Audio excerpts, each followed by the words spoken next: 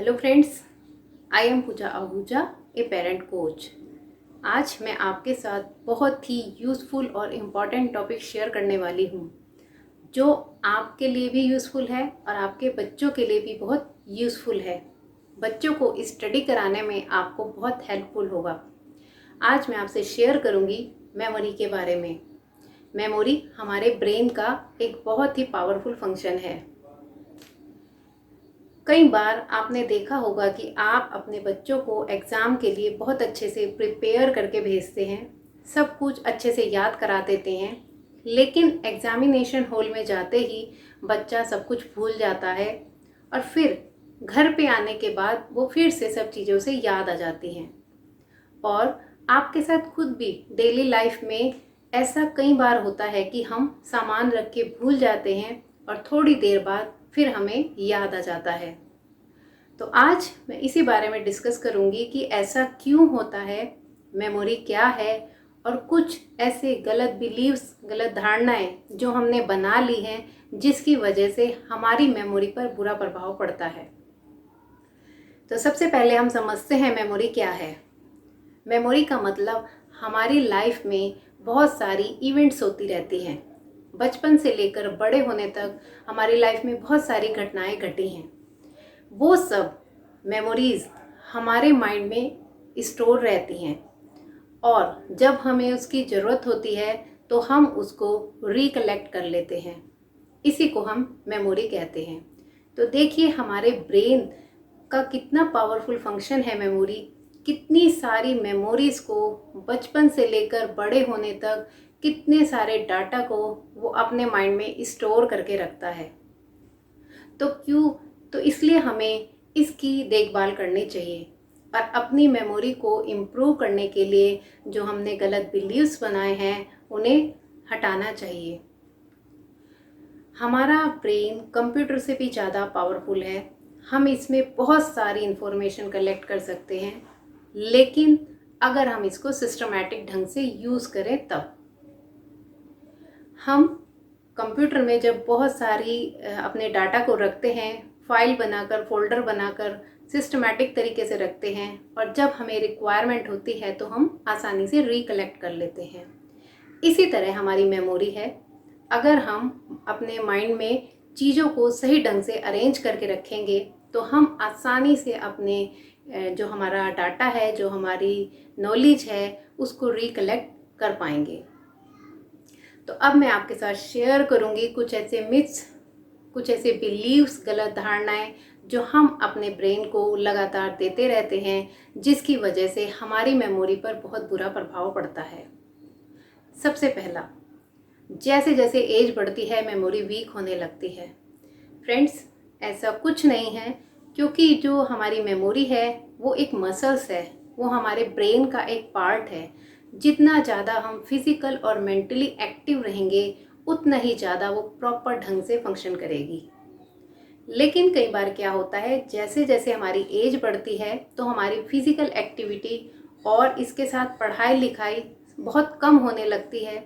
इसी वजह से हमारा जो वो मसल्स है वो वीक होने लगती है और हम भूलने लगते हैं।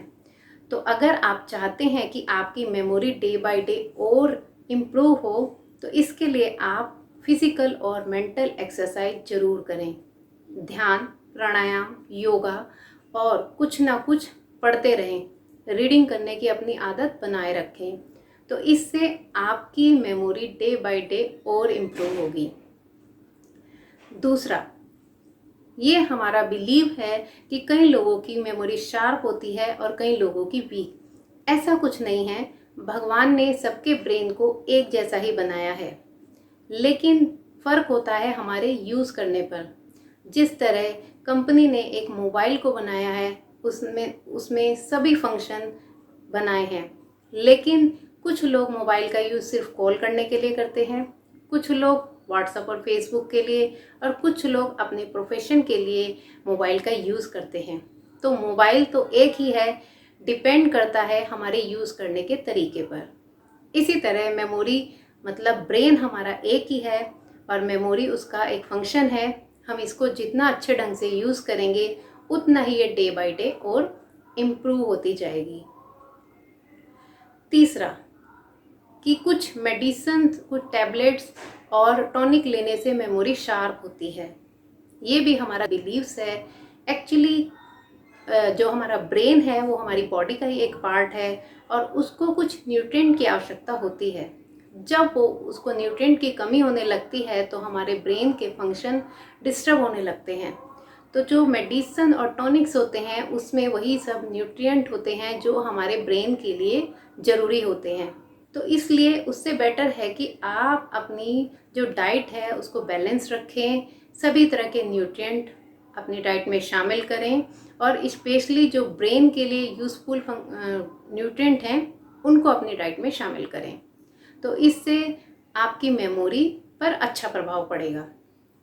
तो फ्रेंड्स, आज मैंने आपके साथ शेयर किया कि हमने कौन कौन से ऐसे गलत बिलीव्स अपने माइंड में हमने डाल रखे हैं जिसकी वजह से हमारी मेमोरी वीक होने लगती है। तो अगर आप चाहते हैं आपके बच्चों की और आपकी memory day by day increase होती रहे तो आप अपने बच्चों को और ख़ुद को पॉजिटिव कमांड दीजिए। कई बार बच्चे किसी वजह से कुछ डाटा को भूलने लगते हैं तो हम उनको गलत सेल्फ इमेज दे देते हैं कि आपकी मेमोरी वीक है और कई बार हम कंपैरिजन करने लगते हैं। तो इससे बच्चे की मेमोरी पर बुरा प्रभाव पड़ता है। इससे बेटर ये है कि आप बच्चे की सेल्फ इमेज को पॉजिटिव कीजिए और उसको कहिए कि अब तो आपकी मेमोरी डे बाय डे और इम्प्रूव हो रही है।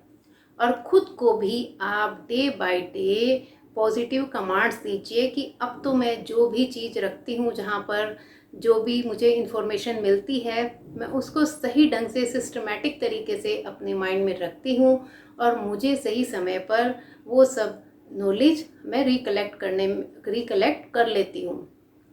तो इस तरह जब हम अपने ब्रेन को पॉजिटिव कमांड देंगे, पॉजिटिव विजुअलाइजेशन करेंगे, बच्चों की सेल्फ इमेज को पॉजिटिव बनाएंगे, तो बच्चे की जो मेमोरी है वो डे बाय डे और इम्प्रूव होने लगेगी।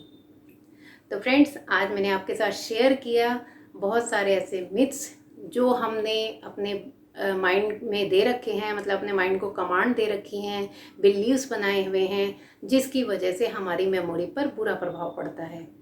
तो आज से ही आप अपने माइंड को पॉजिटिव कमांड देना शुरू कर दीजिए और कुछ ही दिनों में आप पॉजिटिव रिजल्ट देखेंगे।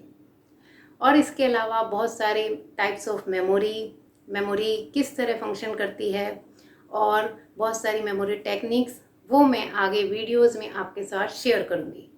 तो फ्रेंड्स, आज का मेरा वीडियो कैसा लगा प्लीज़ लाइक ज़रूर कीजिए, मुझे कमेंट करके बताइए और अगर आप मेरे चैनल पर नए हैं तो सब्सक्राइब ज़रूर कर लीजिएगा ताकि आपको समय पर इन्फॉर्मेशन मिलती रहे जो भी मैं नई वीडियो अपलोड करती हूँ। तो आज के लिए इतना ही फ्रेंड्स, धन्यवाद।